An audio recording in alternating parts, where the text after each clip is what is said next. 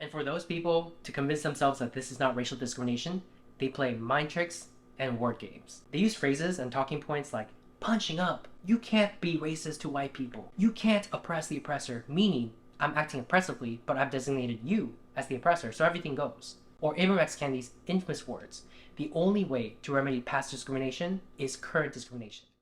The villagers complaining about their king doesn't have the same ring as the king making snide and crude comments about the villagers. But that's not what's going on here. Because although certain segments of our society refuse to believe this, even as evidence mount before our very eyes, in one side of the political aisle, people of color actually have greater power than white people.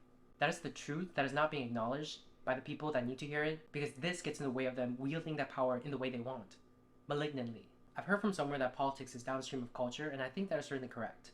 We have a mainstream culture that tells us it's okay to hold prejudice and hateful view of white people, and our politics is then infused with this energy, and we see active, overt, and on-the-books racial discrimination of white people that those who are perpetuating this hatred is refusing to see as discrimination. They'll say, no, this is remediation.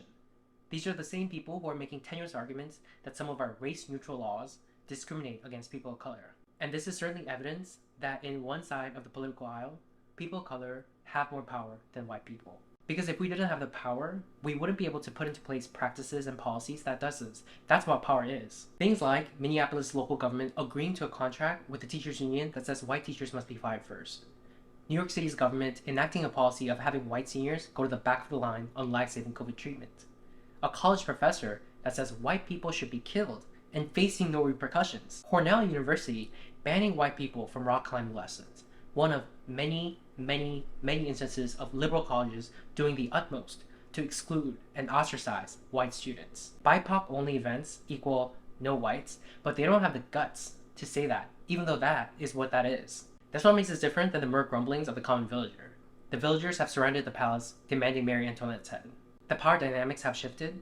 That is a fact. Progressive media outlets do not cover these stories. Some people out there have no idea that this is going on. But worse, some others out there know but agree with what's going on. And for those people to convince themselves that this is not racial discrimination, they play mind tricks and word games. They use phrases and talking points like punching up. You can't be racist to white people. You can't oppress the oppressor, meaning I'm acting oppressively, but I've designated you as the oppressor, so everything goes. Or Ibram X. Kendi's infamous words, the only way to remedy past discrimination is current discrimination. Or when people say things like, what we're doing to white people is not racism because racism is prejudice plus power and we don't have the power. They use all this mind-bending apparatus to delude themselves into believing what they're doing faces no moral quandary. But in the back of their minds, perhaps in their subconscious minds, is racial revenge. We experienced it, you experienced it too. See how you like it. That people of color are using our newfound power to act this way and then pretend like none of this is going on leads me to believe that we would have done the same thing that white people did were we to be in their historical position. Because such acts have its roots in human nature, not white people nature. And one can only imagine what might happen in the coming decades when the demographics of the US will have shifted such that white people will no longer constitute the majority, when the younger generation you've just seen have graduated from elite schools and hold positions of power in our institutions, our government, corporations, entertainment, news media, and so forth, how they might, in wielding the levers of society, be able to rationalize using their adult brain the hatred that was embedded in their minds during their adolescence. Everybody's got a story. If you look a little closer, you can see it in the wrinkles in their face. They can hide it in the silence, they can bury it and fight it, but it comes out when the hair is turning gray. You can feel it if you touch them, you can tell that they are troubled, you can hear the story running through their veins. We all travel different roads and we put on different clothes. Underneath it all, we're really all the same. We've all got problems and we all feel alone. We've all been haunted by the secrets we hold.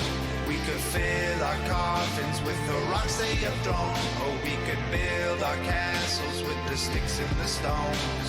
We've all got problems and we all feel alone. We've all been haunted by the secrets we hold. We could fill our coffins with the rocks they have thrown, or we could build our castles with the sticks and the stones.